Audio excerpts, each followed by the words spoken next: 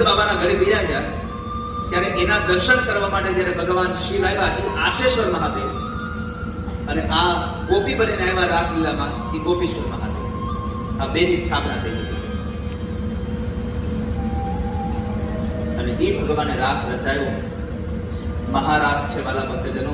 ભગવાને કીધું છે કે મારા મહારાસની કથા ચાલતી હોય ને કોઈ પણ વ્યક્તિ આવી અને એક ફેરો મારે ને તો 84 ના ફેરામાંથી છોડાવવાની જવાબદારી ખાસ હોય. એક ફેરો લગાવો.